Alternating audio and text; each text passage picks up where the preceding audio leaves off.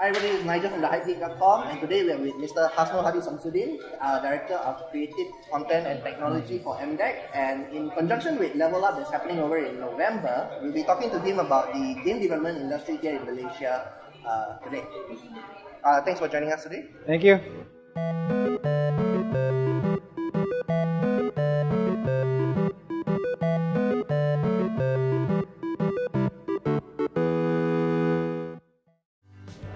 Game industry in Malaysia has been growing quite rapidly. You know, the last report that we had about the industry's growth, especially within exports, we see a CAGR of about 48%. That's really great. It means that our companies are exporting a lot, and this is I see a lot in terms of the services that they're doing. So we're seeing that a lot of the emphasis that we have done for the past 2 years, especially in games, have been actually bring a lot of success to our companies. Why we're doing this, I think, is because that we realize, and we've seen this for the past 10 years or so, that they haven't been given a lot of opportunities, especially in terms of support and facilitation. So what MDEC has been doing is to allow that to happen, either by way of encouraging them at creating the products, but also to help them to look at markets in terms of the services that they offer. Let me just go back a bit. I think in about 10 years ago we started a project or a program. It's a competition called IPCC, IP Creators Challenge. And in the early days we actually gave out small grants to creative content guys in terms of building animation, digital comics, and also games. And early on, a lot of the games that we actually funded were casual games, and these were games were done on Flash. And things have grown, and then most of our companies are making mobile games now. What we are seeing now is that those creating products and also those doing services are maturing, meaning they understand the market a lot better. Those who are creating products now are able to have communities and fans who are able to buy their products. Those who are doing services have leveled up in terms of their capabilities. So they've worked on sort of smaller projects before, now going on to high profile AAA titles. And this is why suddenly there's this inflection point. We see that people are recognizing our companies, recognizing our products, that they have become closer to what the expectations of a global level. And this is also at the same time why the government is actually coming in to push it forward. We are now wanting our companies to accelerate to the next level. Before we heard our companies doing AAA work, say for example for Sonic the Hedgehog and Afro Samurai, those were the things that they were doing 5-6 years ago. Now we are hearing that they're working on high-profile titles like Street Fighter 5. You know, recently before was when we had Uncharted, the Passion Republic working on it. So what we're doing now is that riding on that wave, how can we encourage more sort of those high-profile work to come to Malaysia, because the demand is becoming greater. A lot of the platforms right now, especially the consoles, are becoming more complicated in terms of the content. Those are pushing forward to like 4K resolution, and so it requires more artwork to be done or more work to be done. It becomes more complicated. So the demand out there is becoming so much more. What we need to do is allow our companies to scale, allow our companies to bring in more work into the system. Right now, their capacity is almost full, and this is where we think that the government can assist them to actually grow their businesses further. And that's just on the service work, but on the product side, a lot of our companies are already winning awards out there. For example, Kurechi won an award at the GDC in China, in Taipei Game Show as Best of Game Award. Recently, OY Games with their game Tap Summoner, one of the graduates from Game Founders, which is a global game accelerator out of Kuala Lumpur. They won Best of the Audience Award at the Casual Connect this year. So the recognition is there. Now what we need to do is to push it so that, you know, at the end of the day, it's still about awareness, about the quality. So this is where we support them in terms of pushing them forward.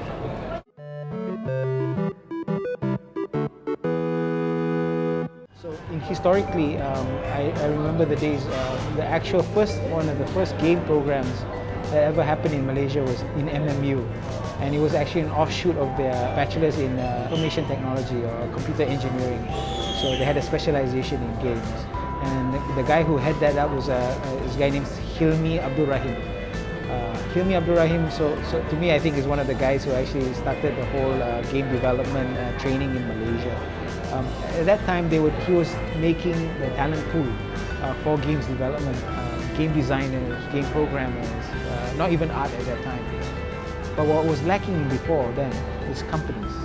And a lot of these guys actually moved out to Singapore, to Ubisoft and these other different places. We had companies like Game Brains, but still one of them.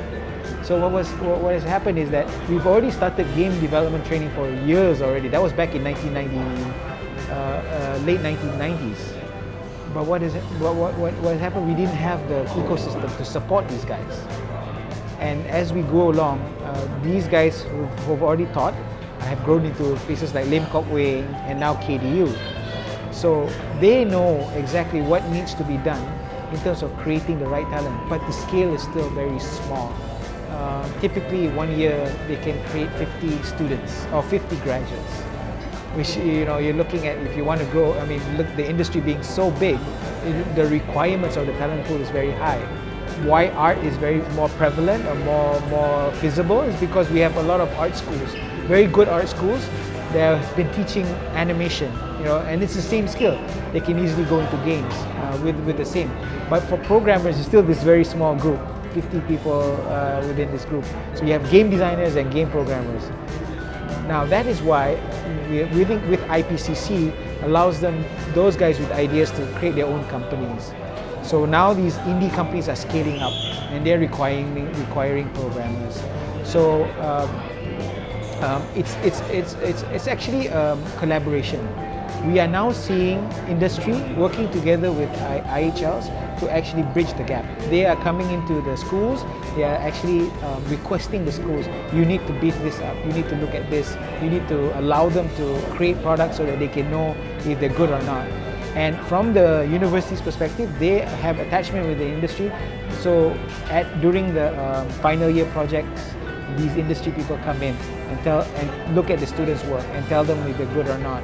So this is where I see the gaps are actually becoming smaller. Industry and academia are already talking, but it's not enough in terms of scale. Right? There's only a couple of schools doing it. And we need to have more schools doing it, having the right lecturers, having more. I mean, KDU is very lucky. In a sense, a lot of the lecturers are actually, some of them are from industry, like Sean Beck, Basil from the IGDA head coordinator.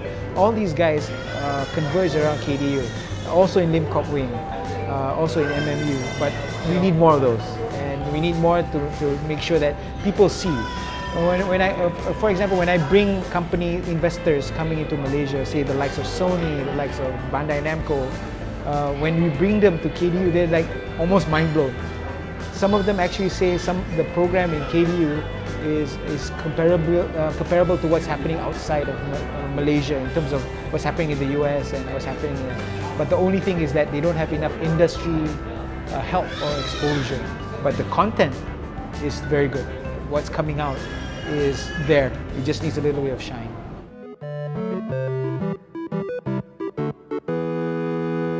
Right now, what we call our first tier level companies, these are the companies such as EduSpiral and also some of our publishers like GameView.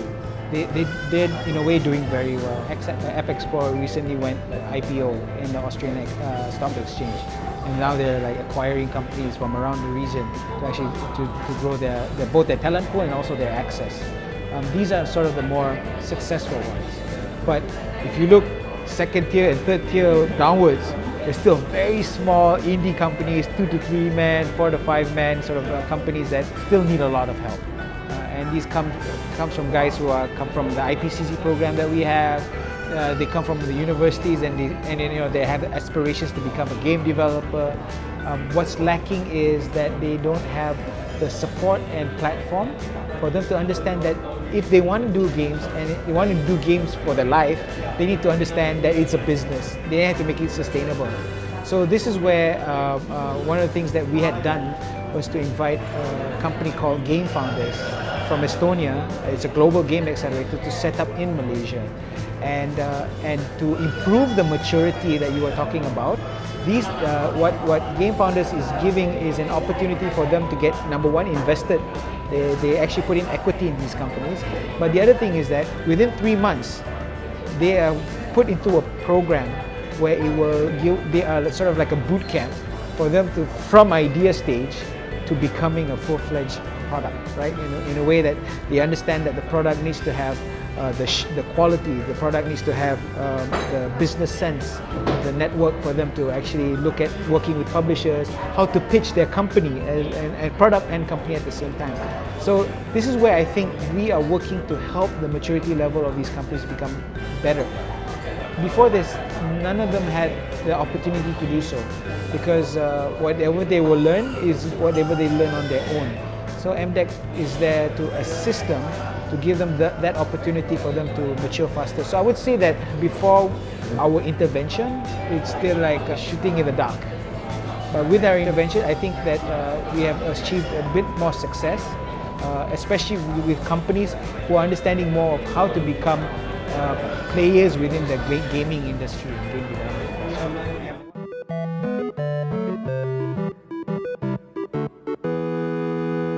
The beginning of Level Up KL was sort of our discussions with Game Founders.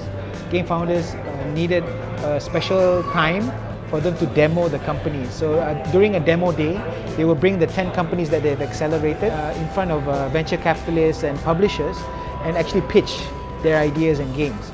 So we needed a platform at that time, right? There was never a really game developer focused event in Malaysia. If it happened, it was either a small IGDA gathering in a cafe or in a bar, and that was it. So what we wanted to do is support that community, and Level Up grew from that. So Level Up last year was the first time we did Level Up.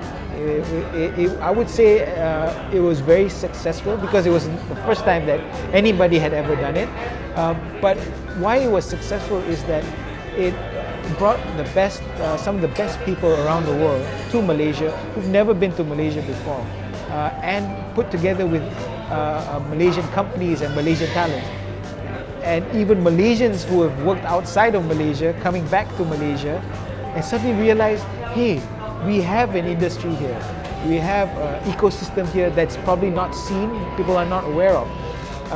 And this is where we continued to do Level Up this year again. I would say, somebody had asked me, what would be the KPI of Level Up? I would say number one, Level Up is really an awareness platform. It's to be people to be aware of Malaysia, people to be aware of Malaysia's ambition to become a regional game hub, but also people to realize that there are products, there are companies, not just in Malaysia, but also the region that they can tap on. And this is where I think Level Up provides that regional platform for people to learn, share, and network. And we think that this year's Level Up KL 2016 is going to be phenomenal, it's going to be epic. We have a game jam where we bring the programmers, artists, game jammers from around not just Malaysia but around the region. Indonesia, Poland, Thailand, Singapore, they're all converging to KL for 36-hour game jam. And this game jam, will culminate to like a pitching session with potential VCs and also the speakers. We have 40 speakers internationally who will come down. Some of the great names like Rami Ismail, Mario Reyes Valle from EA, Rami is from Glambia. We have Hector from Sony. We have our own local guys speaking like Desmond from App Explorer, Desmond Eva Explorer. Alex Fernandez from Streamline, who's supporting us, even Media Prima Digital, who's supporting us. So it's going to be a really awesome event. Oh, not to forget, we also have the International Mobile Gaming Awards. The first time they're doing it, and they're doing it the Southeast Asian version. After 11 years, they decided to do one in Southeast Asia. So that will be recognizing the best of the best mobile games in Southeast Asia, and hopefully some of our Malaysian companies can win so that they can have sort of that stature and award. So there you have it. That's what we know about game development here in Malaysia. Thank you, Mr. Hasnul, for engaging us and telling us everything you know. Now, if people want to know about what MDEC does for game development in Malaysia, as well as the Level Up event, where can they go? They can go to Facebook site. We do have a website for the event itself. It's levelup.com.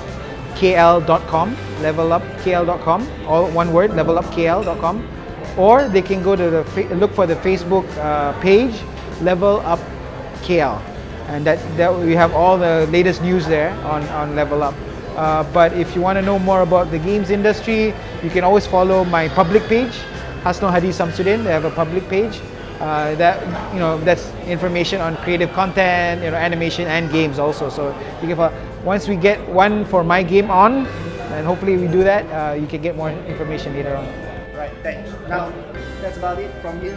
And if you like our videos, you can follow us on our Facebook page or subscribe to us on YouTube. Till then, Follow Hype Geek. Follow Hype Geek. follow us on Hype Geek as well.